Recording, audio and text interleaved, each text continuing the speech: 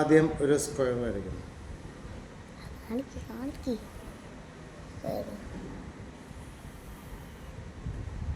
Okay, എന്നിട്ട് അതിനെ 9 കോളങ്ങളാക്കി വരയ്ക്കുക.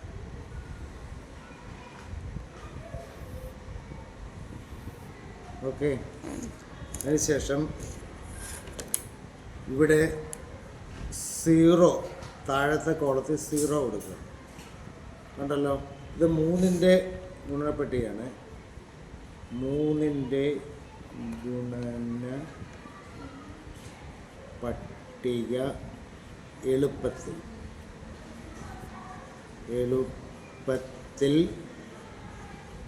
പഠിക്കാൻ എല്ലാ കുട്ടികളും ശ്രദ്ധിച്ചു കേട്ടോ. ആ താഴെ 0 0 0 കൊടുക്കും. അതിൻ്റെ മുകളിൽ 1 1 1, അതായത് 2 2 2. അതിനുശേഷം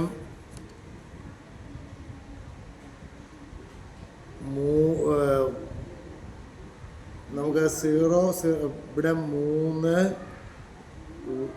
1 2 3 4 5 6 7 8 9, ഇവിടെ 3 0. 1 3 3 23 6 33 9 43 12 53 15 63 18 7 23 23 24 9 20 വളരെ സിമ്പിളായില്ലേ? നോക്കി, ഇതാണ് 3ൻ്റെ എളുപ്പത്തിലുള്ള.